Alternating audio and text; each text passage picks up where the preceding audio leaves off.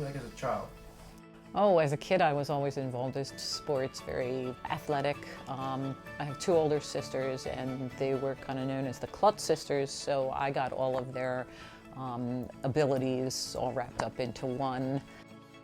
Let's see, as a kid, musical abilities. I took piano lessons, played in the band, played the flute, played the French horn. I wasn't really a nerdy kid. But I definitely wasn't the cool crowd.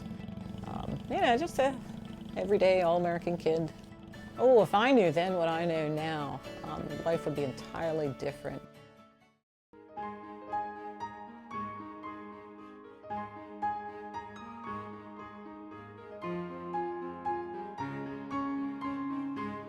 My disability is multiple sclerosis. I was diagnosed while I was on active duty in the U.S. Army in 1981. I've used a wheelchair for my mobility since 1982-83. Basically a paraplegic, T7, T8. I started showing MS symptoms when I was 21. I had some eye visual problems, and they then cleared up, and then I had some weakness in my legs and tingling, and they'd send me through some testing, and this was prior to the MRI diagnosis, so it was a process of elimination. And I was using a wheelchair by the age of 24. I was on active duty. I was in the military. And they medically retired me at the age of 24, and that was pretty devastating for me. I was so active, I was serving my country, and I was ready to sign up again for another term, maybe go to Alaska for duty, and just see the world. And I had my whole life ahead of me, and all of a sudden, wow, you're being retired and you're unemployable. And I probably spent about 2 years where I would describe my life as existing. I was adjusting to life in a wheelchair, and it was, I had no idea what I wanted to do, what I could do, what the options were, but here I was. Now what do I do?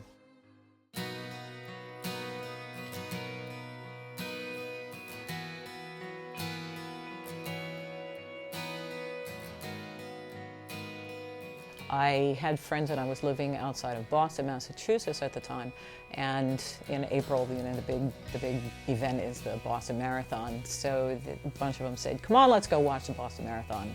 We watched the first 12 competitors cross by and do the finish. And I turned around and I said, "Okay, we can go now." And they were like, "Nobody's come by." And I said, "Yeah, the first 12 people, that's what I want to do." They were all in wheelchairs. There was one guy on a skateboard, but they were all in wheelchairs, and they were showing people that they could have a life and they could do these things. And it was like, wow, I can still do these things. Life isn't going to be over. All these doors have closed, and now other doors are going to open.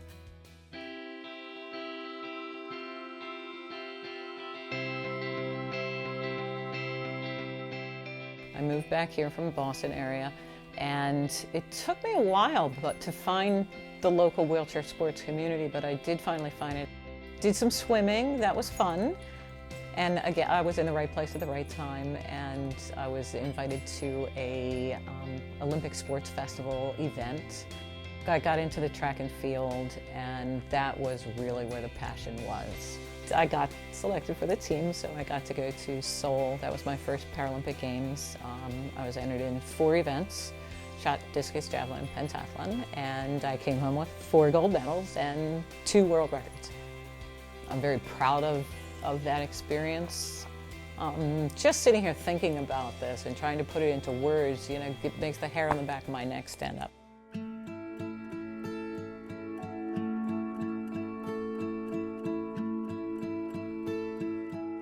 Pennsylvania Assistive Technology Foundation. My biggest contribution with PATF is my connection with the Veterans Outreach and with the adaptive sports and recreation populations within the state of Pennsylvania. Wow, this is a program that, gosh, I wish I would have known about this before. It's a funding source for people with disabilities. And, there aren't a whole lot of places out there that are funding sources for people with disabilities. The benefits of PATF are really far-reaching.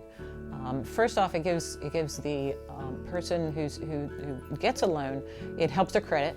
Another benefit would be to make your home accessible so that you can actually get in and out of your house. You can get loans for helping to make your car accessible so you can go to the grocery store and you can go to work and you can do all these other things. And all of these things are examples of assistive technology that PATF can help us purchase.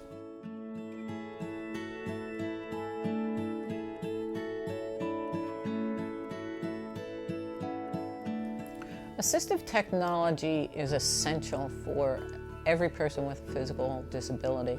We've given millions, like $23 million worth of loans out there for people with disabilities to acquire assistive technology.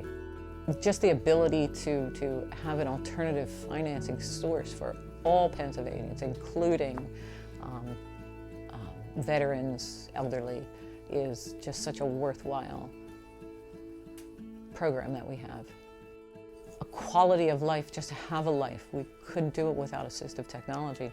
If you're good at something or you have a passion and you enjoy things, go out and do it.